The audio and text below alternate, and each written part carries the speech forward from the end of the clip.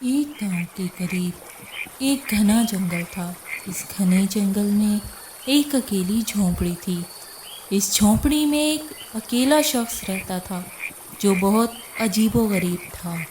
وہ کسی سے بھی ملتا جلتا نہ تھا۔ وہ بس اپنی ایک اکیلی دنیا میں رہتا تھا۔ گرمی ہوتی یا سردی، وہ بس اسی جنگل میں رہتا تھا۔ گاؤں کے لوگ بہت پریشان اور بے سکون رہتے تھے کہ کہیں وہ شخص ان کے بچوں کو نہ اٹھا لے جائے، کیونکہ گاؤں والوں کا کہنا تھا کہ وہ ایک پاگل شخص ہے جس کا اس دنیا میں کوئی نہ تھا، اور اس کا قصوروار وہ گاؤں والوں کو ہی ٹھہراتا تھا اور انہیں نفرت کی نگاہ سے دیکھتا تھا۔ ایک بار کی بات ہے جب وہ گاؤں بہت خوشحال تھا۔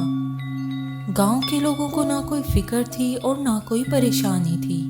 وہ سب اپنی دھن میں رہتے تھے۔ اسی گاؤں میں ایک شخص اصغر اپنی بیوی اور 2 بچوں کے ساتھ رہتا تھا، جو کہ ایک خوشحال گھرانہ تھا۔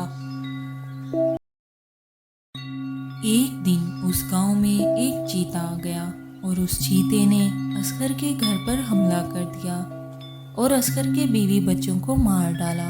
اصغر بہت چیخا چلایا، لیکن کوئی بھی مدد کو نہ آیا۔ گاؤں کے لوگ اپنے اپنے گھروں میں چھپ گئے تھے اور وہ شخص بے یار و مددگار رہ گیا۔ اصغر ابھی اسی غم میں تھا۔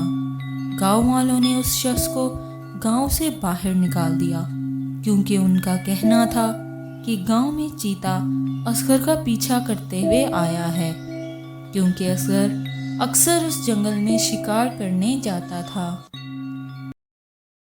اصغر اس گاؤں سے دور ایک جنگل میں جھونپڑی بنا کر اس میں رہنے لگا۔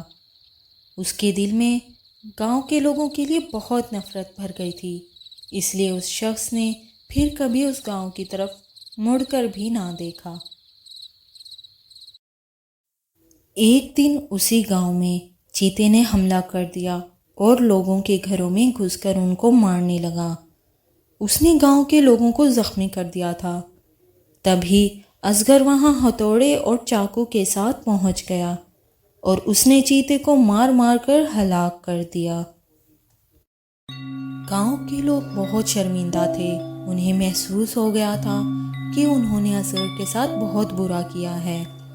گاؤں کے لوگوں نے اصغر سے معافی مانگی اور اسے گاؤں واپس لے آئے اور اصغر کو اپنے گاؤں کا سربراہ بنا لیا۔ اس طرح گاؤں کے لوگوں کے دلوں سے کچھ بوجھ اتر گیا اور وہ سکون سے رہنے لگے۔